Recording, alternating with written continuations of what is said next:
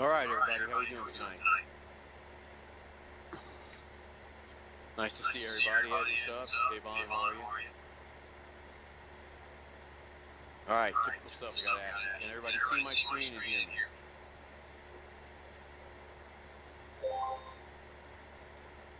Fantastic. All right, let's see. We're recording. We're good. 100%. Ready to go. All right. Got some interesting stuff to talk about tonight. Hopefully, it'll give you some insight. Wait for this to settle in. See who else is here.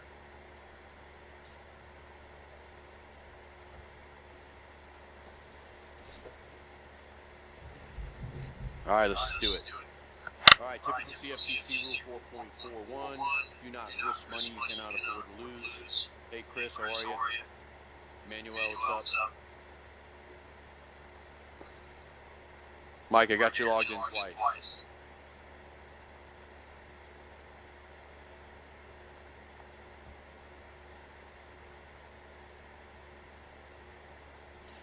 All right, figure it out.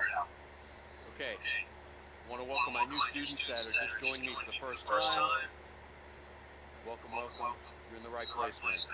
Starting the new year off, going through the stuff. We already know it's 2021. I hope you guys aren't caving already, a couple weeks in. Okay, I'm like so excited, man. One of my first New Year's resolutions. And I don't even make resolutions. I'm caught up, man. If I have not answered your email, I didn't get it.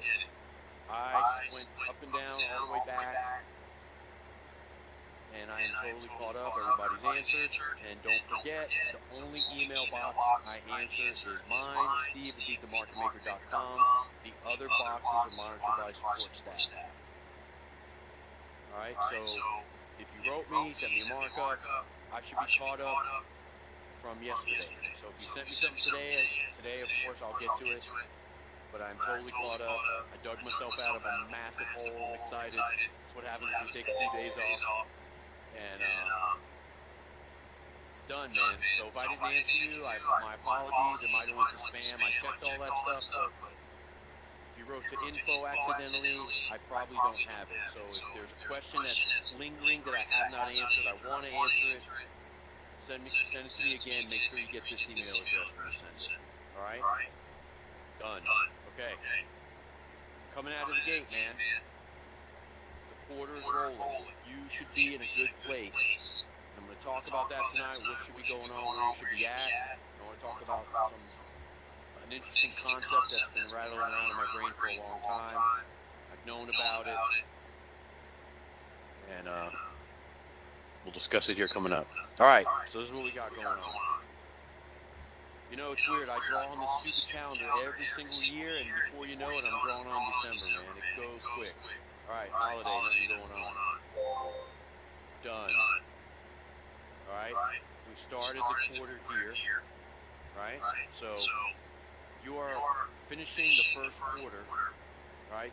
This is 1, 2, 3. First quarter's done. 4, 5, 6.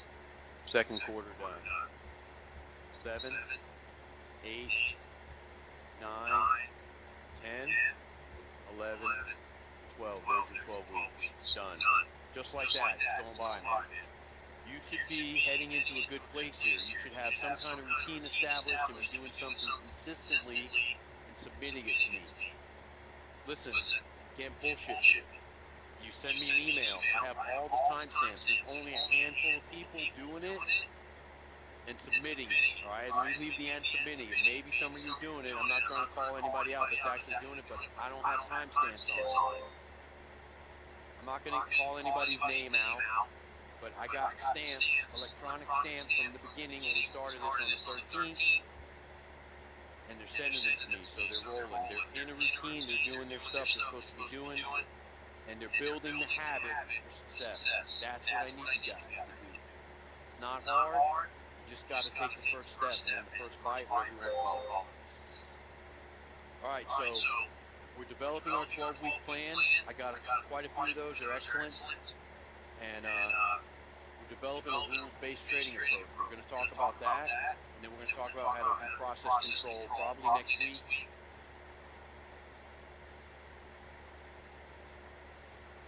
Okay, Chris had a question. Not recommended looking at charts, confused, yeah. Chris, submit a 12-week plan. If you're just looking at charts right now, if you're doing class, map out, like just take a calendar and map out what your day should look like, okay? So Monday, you're going to look at 1 hour of video. Tuesday, you're going to mark up. No, you're not marking up charts. You're going to look at another video, and you're going to look at another video, and another video. Just map out a plan. You're going to take Saturday and Sunday off. If you're taking care of yourself better, if you're doing stuff, if you're exercising, right? I'll talk about that tonight. I have a slide on it to give you a basic idea. All right, so look. First of the year, everybody's out of the gate, full of motivation. Right about now, this is when it starts getting tough, man. A couple weeks in, the holiday rush is over, the bills start coming in. There's some bullshit thing somebody made up. It's called Blue Monday or something. It's like the saddest day of the year. It's supposed to be people's Christmas holiday bills start coming in, and it's like the longest darkness or something. It's the solstice. What is it? Not the solstice. It's the middle of winter. Right, we're heading into spring. It's the longest night, dark of the year, and you're supposed to be sad. You're sad because you fall into all that retail bullshit. You're sad because you let stuff get to you and you don't want to take action. That's why you're sad. I'm not sad. I'm happy as shit. Can't you tell? All right, so look. This is out of the Jim Rohn book, and I love this guy, man. His quotes are amazing. Success is nothing more than a few simple disciplines practiced every day. If you grind, whatever you want to call it nowadays, if you form the habits and do a little something every day, you'll start to see success. And I can't tell you, listen, I've been teaching for going on 11 years. Been in this business since 1999.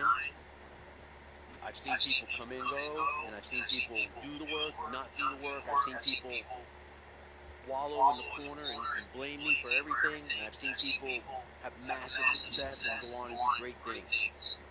What's the difference? It's really small little disciplines over time, and I'm going to talk about that tonight, the difference. You know, we're on the 12-week year. That's why I'm mapping out every 3 weeks for you as quarters. Every 12 weeks needs to be treated like a year with some type of urgency. We're ready, right? Spring's almost over. We're moving into late spring, early summer. That's how you got to feel. You start looking at it with a different mindset, man, and things are going to change. Okay, I talked about this already. I want everybody to use the audio books so we can start referencing the books together a little better and have some clip notes. Have that stuff going on, giving everybody a chance to catch up and read the books or listen to the books. I say read, and my wife rolls her eyes at me because it's not really reading, but anyway, whatever. It's a way to leverage your time and yourself by exercising, listening to a book, or doing some other activity. It could be anything. It could be cleaning the house, it could be driving the car, whatever. Another activity where you could be knocking two things out. Right? The idea is, what are you capable in 12 weeks if you do a little habit every single day? Small steps. That's what I'm looking for. All right, so what I'm doing with this quarter or over the next few weeks is I'm trying to get you started from scratch. This is like a 12-week class you take at college level or whatever you want to call it. So we're trying to develop a plan. You walk in the office, what do? How do you look at a chart? This is the very basic stuff. It's like going back to the very, very beginning and either re-realizing or if you're starting new, understanding what you're supposed to be doing. And then I wrote this class for Chris actually because he's very, very new in the business, and he made me stop and think, how do I explain this stuff to him? And there's a lot of you, believe me, there's a lot of people in here that can use this. I've read the questions and emails, and I'm hoping that this gives everyone a chance to revisit very stuff from the beginning. So you gotta open your mind and think for a minute, because you're gonna lose it today. All right, so look, I want you to understand that you have to have a rule-based trading approach. All right? And I want you to imagine in your mind, just for a moment, that what if trading was totally random?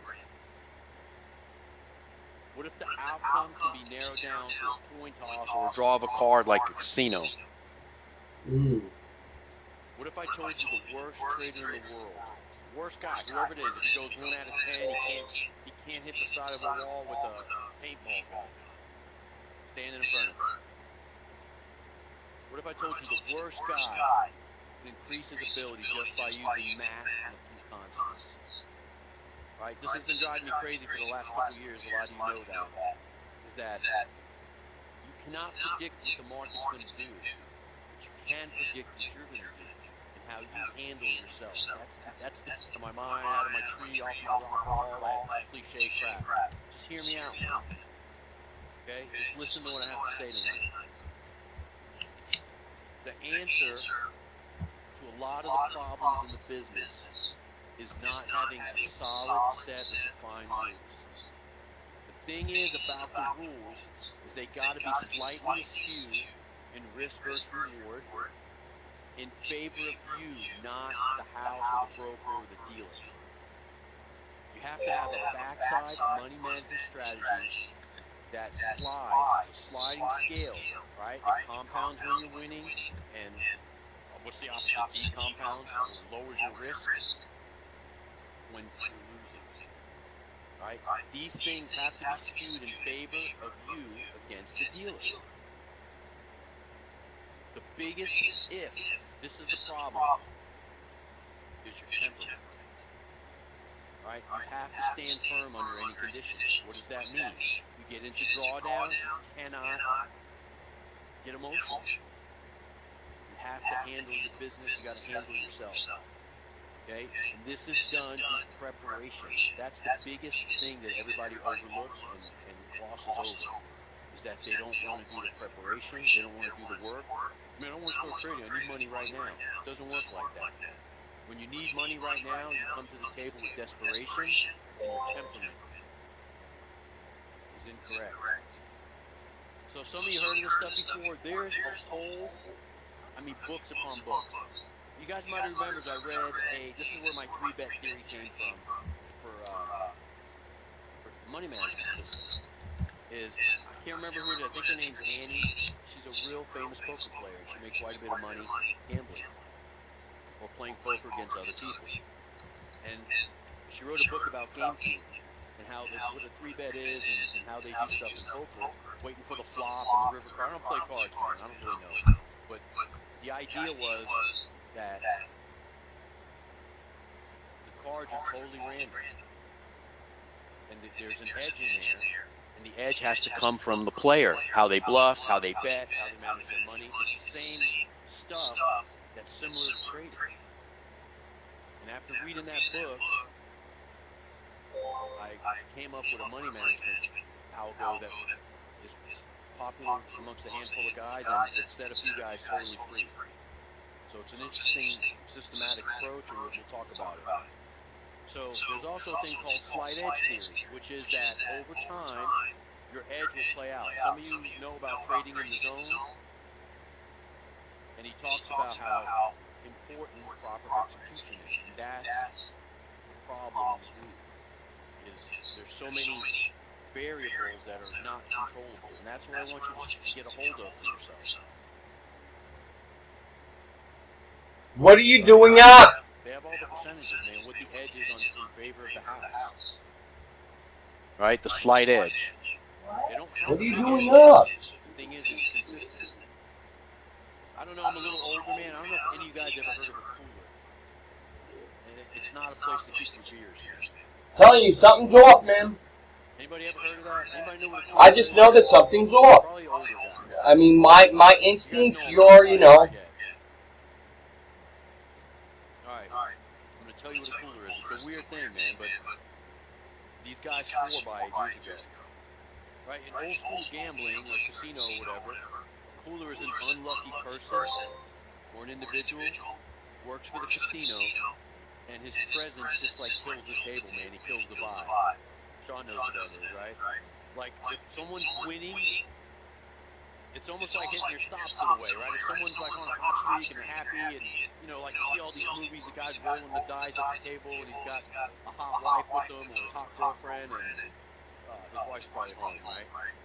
You know, the liquor's flowing at the table, and he's rolling. I don't know how to play dice, hitting sevens or not hitting sevens or whatever, and money's flowing. They send this dude over to stand next to him and start betting and break up his chi, his mojo, whatever it is when you're gambling. I don't know what that stuff is. But this person usually just kills the table vibe, man, and the guy starts losing. He's called a cooler.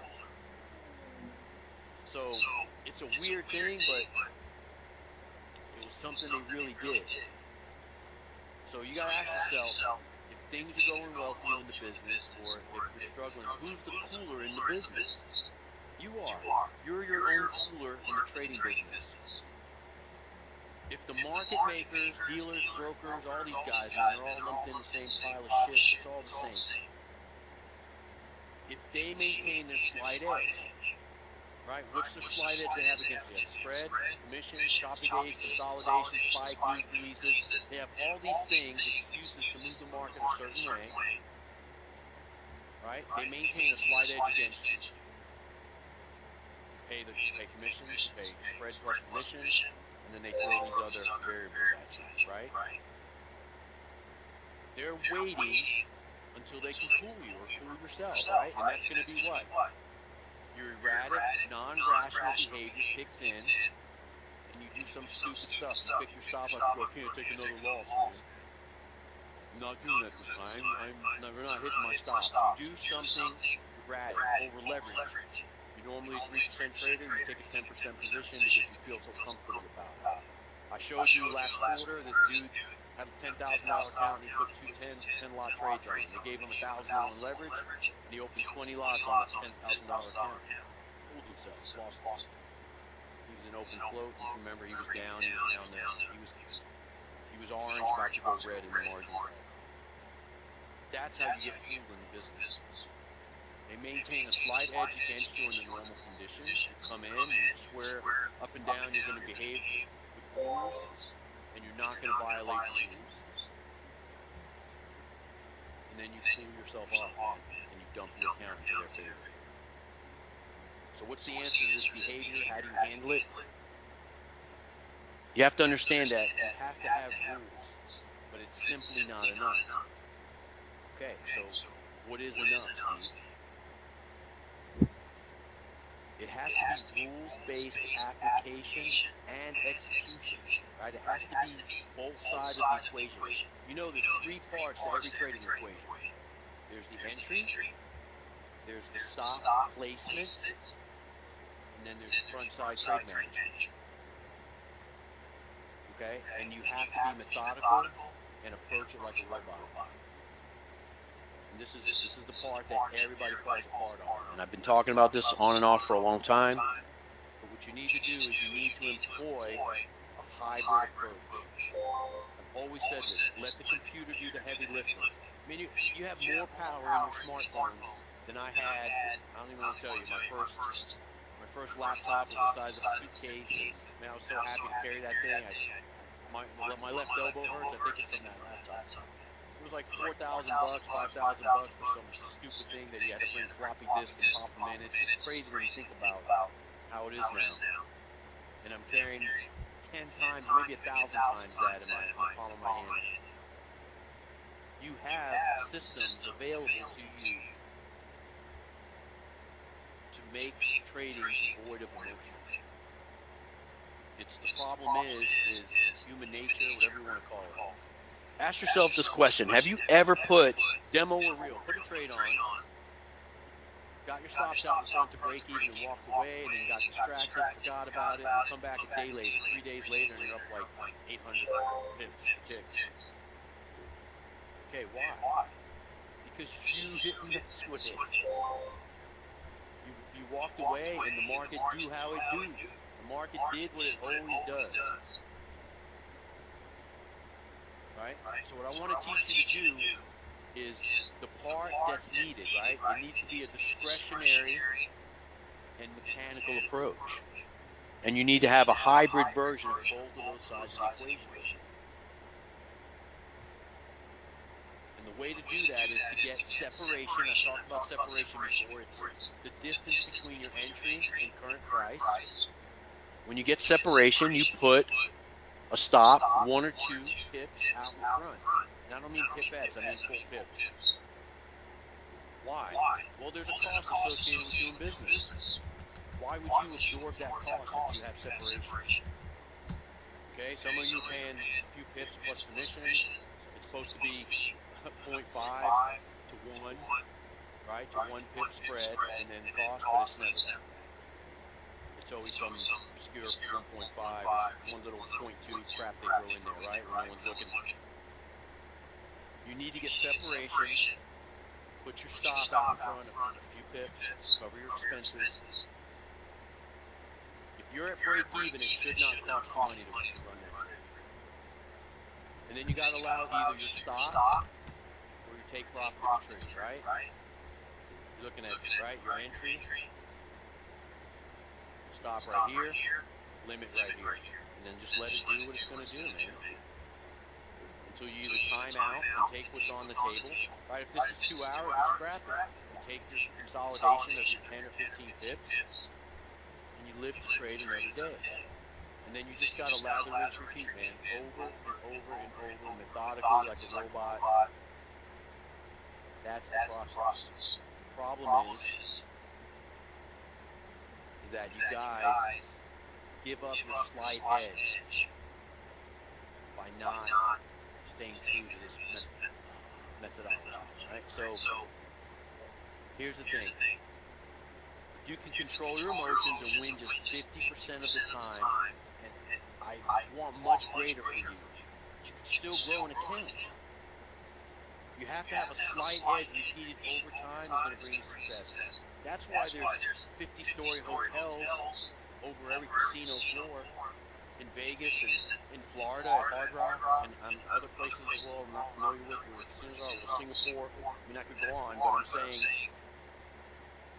they build these little districts and the money flows in because they maintain their edge. And then their other stuff on the back end is their restaurant, their liquor. All that stuff is high grossing or high netting activities.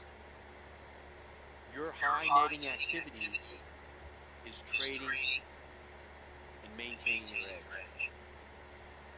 The biggest problem is that we're brought up with 2 hard theories as children, and it depends on the type of home you grew up in, man. It's worse for some people, and it's a little easier for some people. And what's the difference? You're brought up and taught, don't lose money, right? And don't be wrong. You have to make 100 on your test, you're not allowed to be wrong. Those 2 things that are ingrained in you as children screw you up for this business. You understand? You're not allowed to be wrong. You have to get 100, you have to get every trade right, and you won't cut a trade when you know it's wrong. Okay, how many times have you seen a trade and knew, man, this ain't going right, I've been at this for a while, I should just take my -5, and you don't, and it goes to -25, -30. That's a common behavior. If you would have took the -5, you're doing yourself a service, and I'll talk about that, instead of the -30. So, stop placing emphasis on society's rules. This business is an outlaw, man. Some of the wealthiest people in the world are involved in this business. Just do the math. Start looking around. Soros, Buffett, you guys know who those people are. They're like household names. Doesn't matter how you feel about them, they're household names. Right, people talk about Soros being ruthless, how he was like, he's literally step on the throat kind of guy. He has somebody down against the wall and he just finishes. And that's how you got to be. You got to be strong in the business. You can't worry about being right or wrong. You got to worry about preserving capital.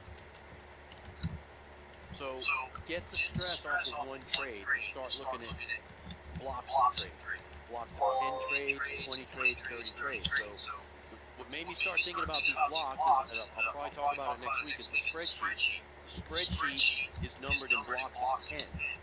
And when you change the numbers in those blocks, you can get the risk versus reward, the win-loss ratio, and still show how you can turn a profit using a small, slightly askew R value. And you can run it all the way down to being a 5 out of 10 trader, which is 50%, and in some cases 4 out of 10. But if your RVR is correct and you maintain discipline, you'll come out on top. It's hard to say, man, see, this crazy that I can trade 4 out of 10 correctly and still make money. Yes, that's what I'm telling you, and I'm going to prove it to you with the spreadsheets and risk review and tables. The problem is that we're taught this crap, man, since babies. You got to be right, and you can't ever lose money. Oh, money's hard to come by, don't lose it. And if you grew up in a poorer household, I'm not knocking on, taking a stab at anybody, don't get offended. I'm telling you how it is. If you grew up in a poorer household where certain types of things happened in your life, like the power bill got turned off, or you were tight and only had one meal, or couldn't eat until next paycheck, so your parents got paid, you had to not eat from Wednesday to Friday, just eat pieces of bread or some bullshit you had laying around the house. That stuff is ingrained in you psychologically, and you can't shake it. And it's making the business more difficult for you. That's where that headband stuff comes in. Okay, so it's not about being right, it's about return on capital. It's always been the deal. If you take block of 10 and you go 6 out of 10 for 2-to-1 risk to reward, what's the return on the capital going to be? That's what it's about. If you return 10% a week, right? You're looking at 40% plus a month, depending on if it's a 4.3 month or a 4-week month.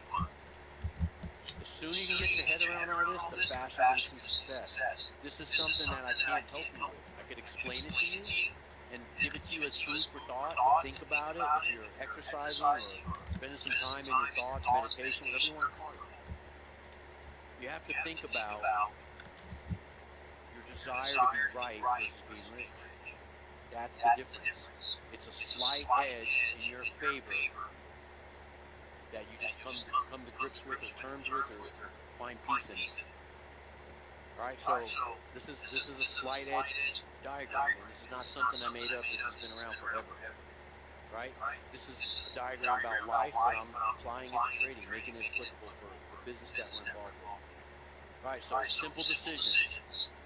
Hard set of rules. Know exactly what you're going to do. You do that over time, a little bit every day, right? Jim Rohn's quote, a little bit, solid foundation, and grow on that every single day.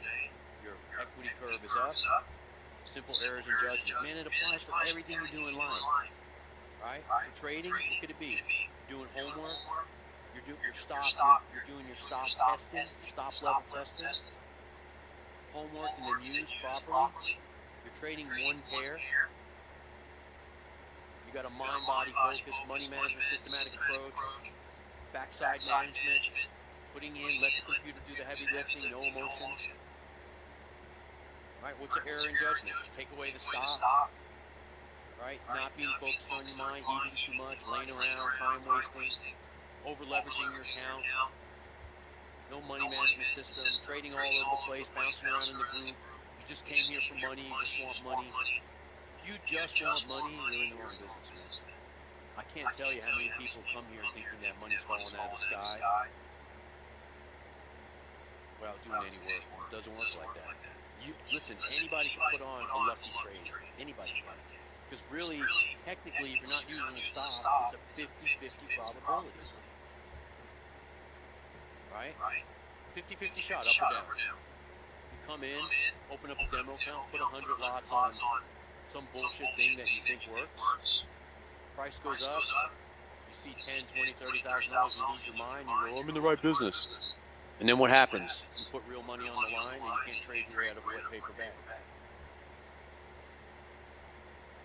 What I'm asking you to do is to stop with that overhyped mentality and get real with yourself. You're in the best business in the world. I love this business. I couldn't be more passionate about it. I've been at this 20 years, 21 years. I feel like I just found out about it yesterday. I love this spot. Love it. And if you don't feel like that and enjoy the process and enjoy the business, enjoy the competition against yourself. Truth be known, you might not be in the right place. You have to have a passion for it. It can't be just about the money. Ask how many doctors are out there miserable that got in for the money and now it's like they're over their head, man. There's a lot of people like that.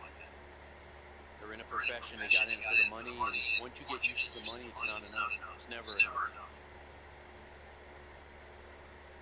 Let's keep this in mind, it's important stuff. Okay, so what's a slight edge? What does slight edge do for you? You're talking about diet and exercise, right? If you watch what you eat every single day and knock a few calories off over time, you'll stay in shape or you'll get lean. If you stuff yourself every day, what happens? Anybody ever been on a cruise? I'm a huge cruise fan, huge. Anybody? I'm platinum on a couple of different cruise lines. It's an amazing, amazing journey. If you ever get a chance to go on one, but I have to recommend, yes, Vanessa knows.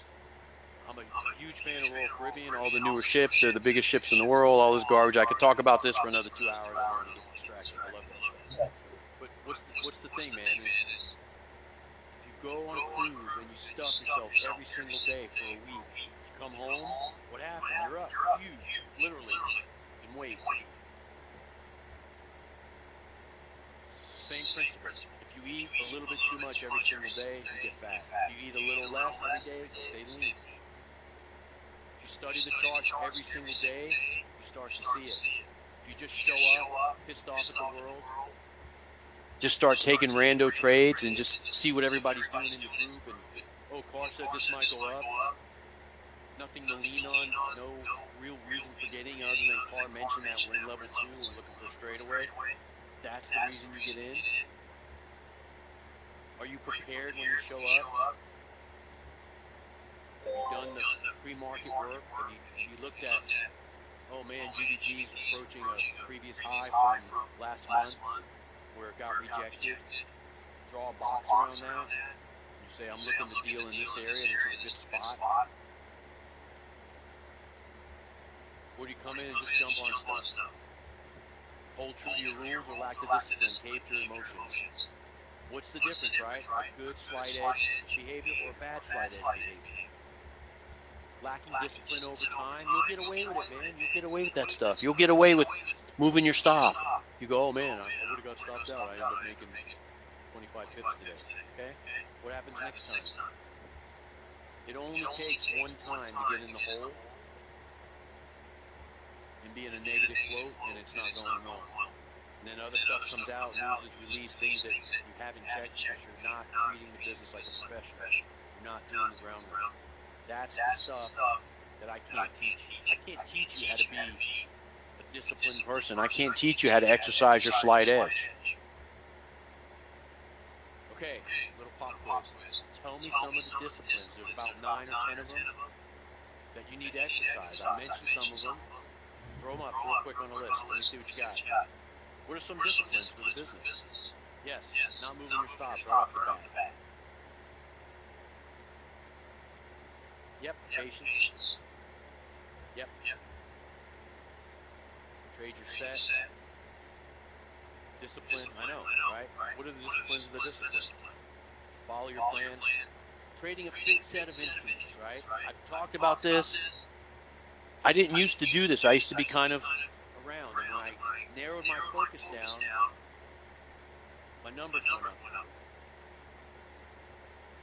Just trading the same hours every day. Make sure you grab a screenshot of this. This is for everybody. Okay? Trading the same hours every day. Trading the same days every week. Not trading the same news events every month. This is important. You know to stay away from non-farm. Listen, if you're having success in the business, you don't need this new release bullshit to try to drive something. You don't need it. I showed you in the order book how the liquidity dries up and why you can't get in and out of trades with any size and how difficult it is to get filled. If nobody's home, nobody's taking orders, if the whole book dries up and turns black, how are you going to ever get any size? You have to be positioned before the news. And there's just no way to know how it's going to go. I mean, you could guess, you could see some stuff building, but It's not necessary. If you're trading consistently under normal market conditions, why do you have to gamble your capital away with a 50-50 bet? That's what I want you to stay away from. I want you to stay away from random events. Not lifting your stops, not over leveraging your account, holding to your take profit, protecting what you have, stops to break even. Separation stops to break even. I get separation, stops to break even. It can't be a once in a while thing like, oh man, I was doing great and then I had to go. Okay, you have a smartphone in your hand, man. You can access most platforms mobilely now. There's no freaking excuse why you can't get to break even on a trade that you got separation. Other than you don't want to get stopped out at +1.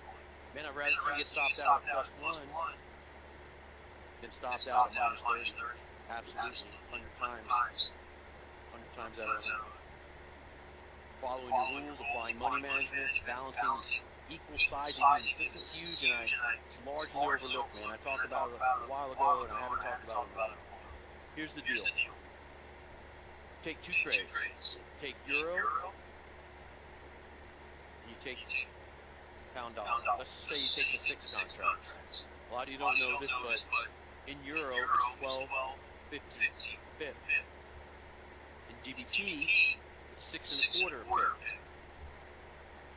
Okay, so common sense.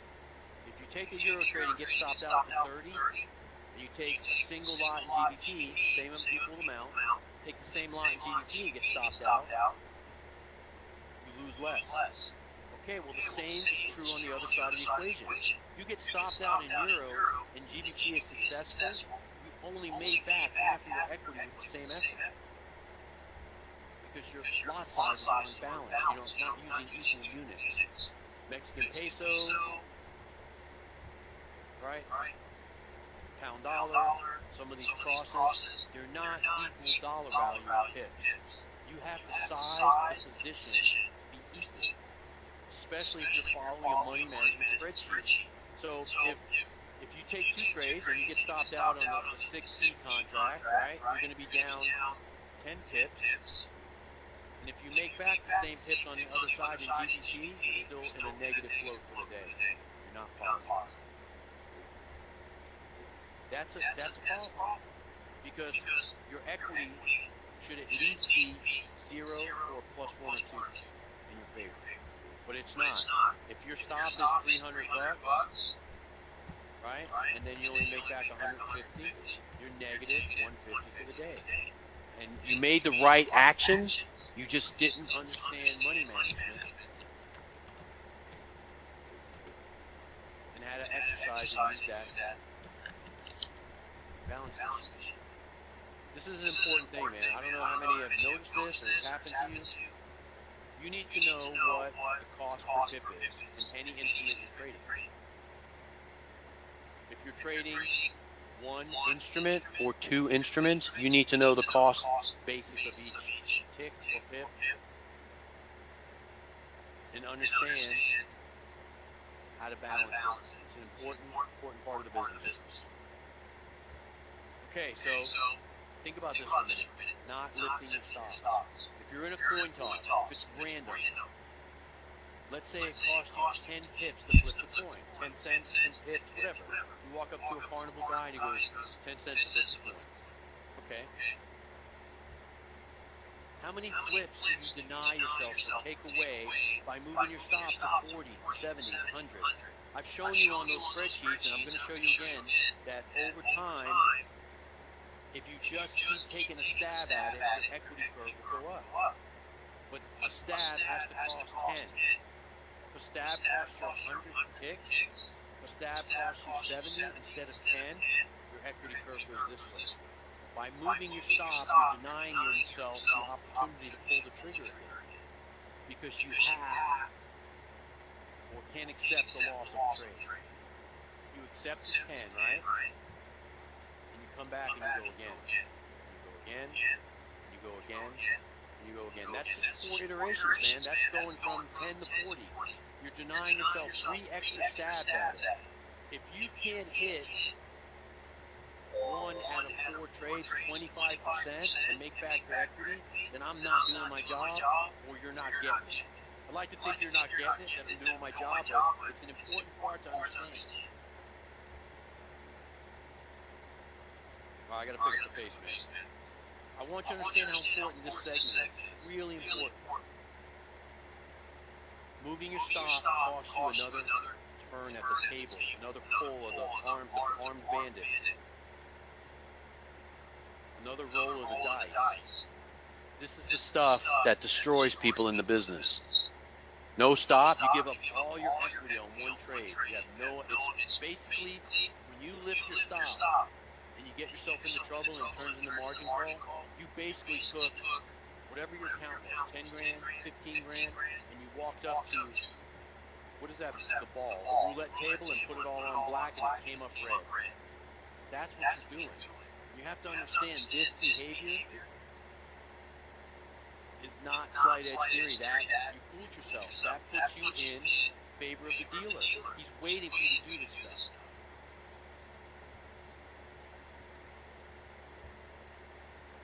Okay, so let's build a chart. Let's talk about some of the things that give us a slight edge. Okay, see if you can name some, and then I'll put them on there. Yep, your risk to reward, numbers. What else? It's all the stuff on the chart. It's all the stuff I've been talking about for, looking at for 20 years, talking about for 10 or 11 years now. Yes. It's your setup. I'm running out of time, so I'll get into it. What are the things we look at the chart? We look at EMAs, crossovers, and rescreens. I talked about it last week. Your pattern recognition, a repeatable, exploitable pattern, fib patterns, Gartleys, bats, butterflies. Those are things that people migrate towards, they act on. So we get dealer activity at these levels, right? They're extremes of the chart. We get a Gartley pattern, it's a pullback and an uptrend.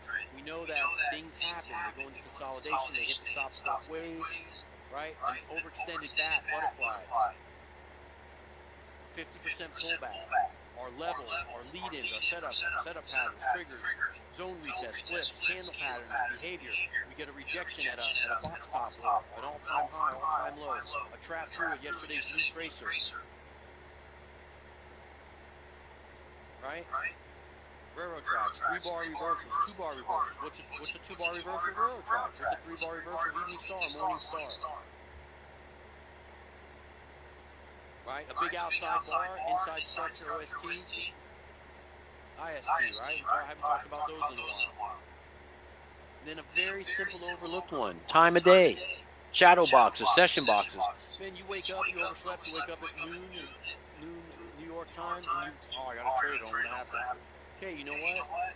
Get your ass up early tomorrow. Don't trade. Time of day. We don't trade in the middle of the range unless we have a strategy for that. And also standing aside where none of your edge plays exist. What does that look like? Let's look at the markers, right? Let's try to visualize this stuff. Okay, we got two charts side by side, right? We have 1 hour. All right, I'm going to rush through this because I talk too much. I don't know what the hell happened. The night flew by already. All right, I got to get back on cutting it off at 55. Okay, you got your 1 hour, your 15 minutes, or your 5, depending on your chart you're using for entry. First thing you do, what is it? Your Asian range. That's the first thing, right? We get out of that, we get the opening price, we get our AR numbers established, right? 0, 0, and 50s. Okay, that's a slight edge. That's a slight piece of a chart that not a lot of people are aware of. That we're looking for them to exploit these levels. It's levels, right? What else? The opening price, where price opens, we extend that out into the range. We're looking for certain behaviors. We're looking for a directional bias, peak formation. Joe mentioned it earlier. Right? And then we're going to drill on the 5 or 15 minute chart to get our trigger. This 1 hour is our gold standard for direction. It's easy to see, it's clean. What else might be a marker? Moving averages, right? We're looking at a collection of averages.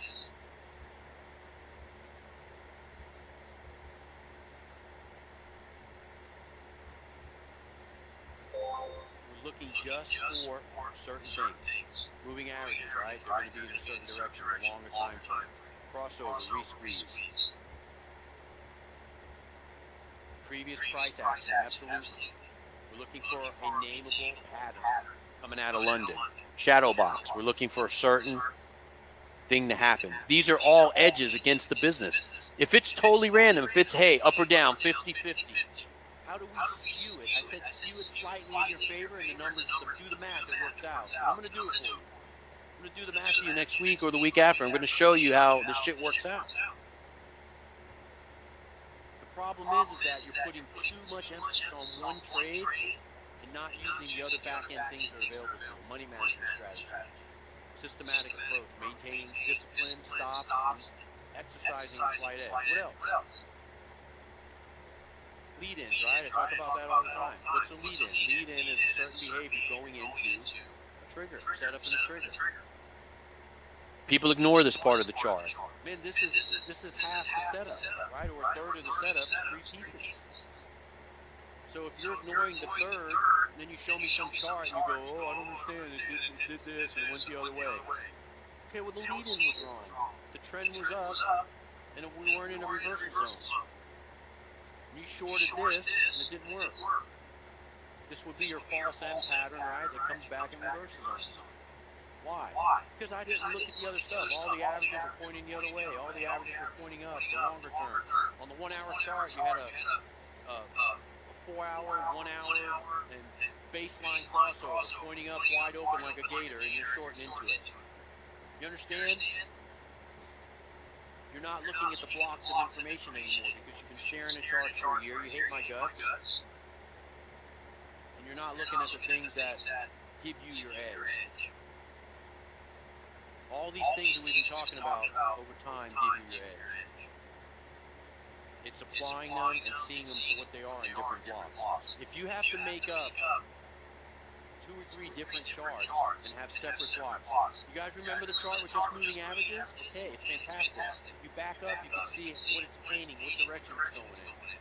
Then you click to a 1-hour chart.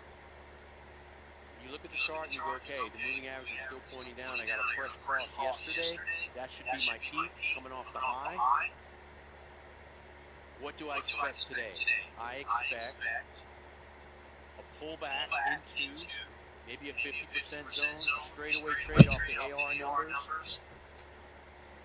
If it starts curving during Asia, what are you expecting? If it starts curving during Asia, I'm looking for, lose my flow. I'm looking for it to maybe break out of the bottom of Asia and retest the 0 number. Right, coming off the peak.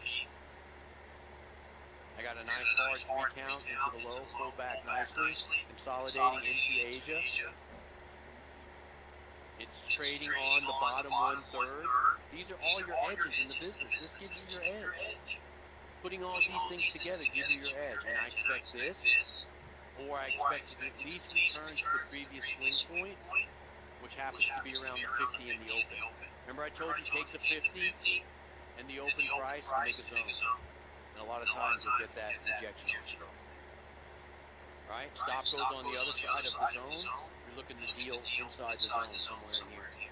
If you're aggregating in, money management style, you take front side of the box, mid, and back, and then stop goes above it. This is the kind of stuff that I'm talking about. This gives you your slight edge over time. The problem is you can't blow it in one trade.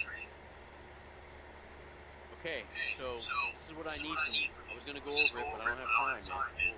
We'll pick it up right where we left off next week. So here's the deal. I want you to be more detailed. The reports were great, but it's like couldn't be inconvenienced to explain it to me. So I'm taking the responsibility of saying that I didn't explain the assignment right to you.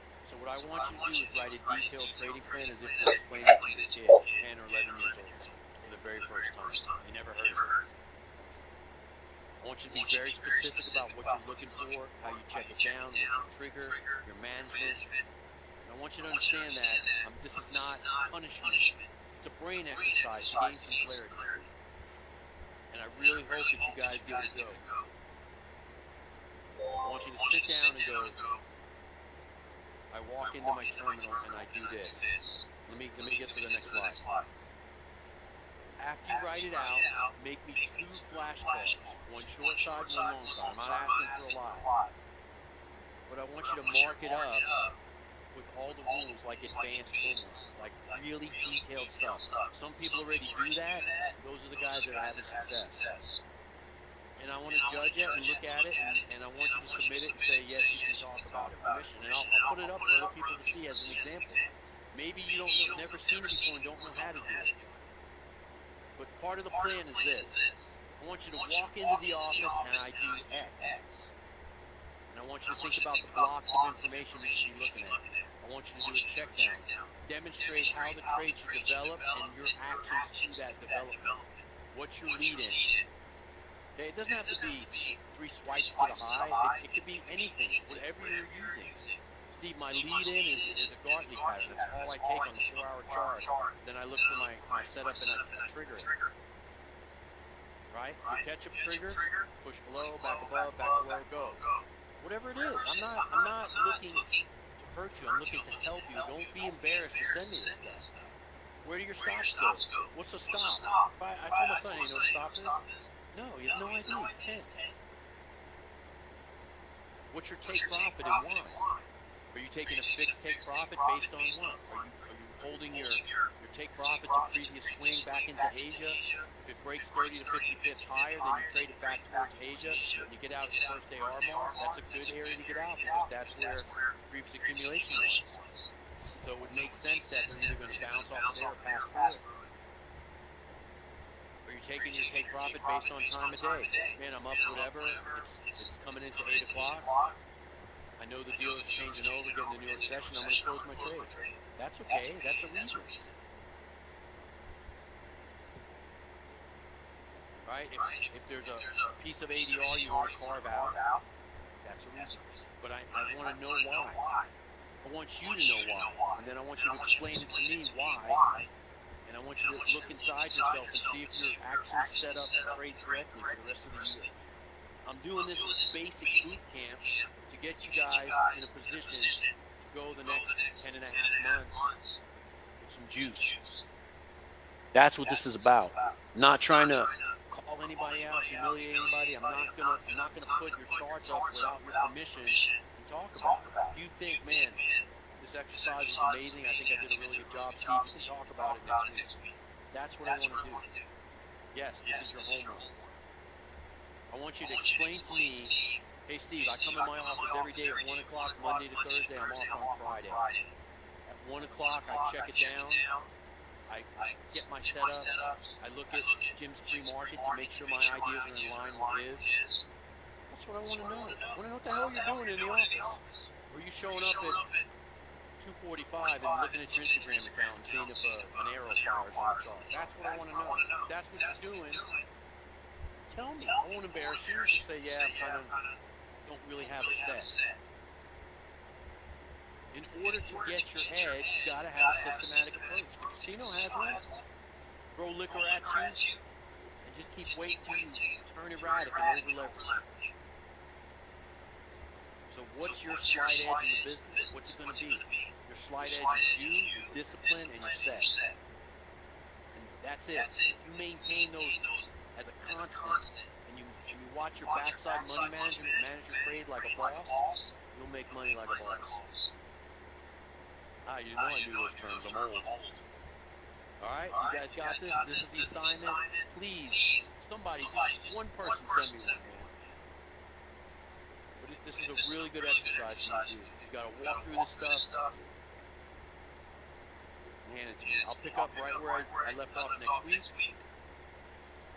This is one of those homeworks where you're like, this guy's crazy, what the hell's not, what's he on tonight? Probably had espresso right before class. I did, by the way. And you just don't, you're just like, you're dismissing it. I promise you it's a good drill. Explain this business to me like I just started yesterday, and walk through it. You new guys, try to explain to me what you got. Chris, you're new, brother. Try to explain to me what you got so I know where you are in this process, and I can lead you forward from here.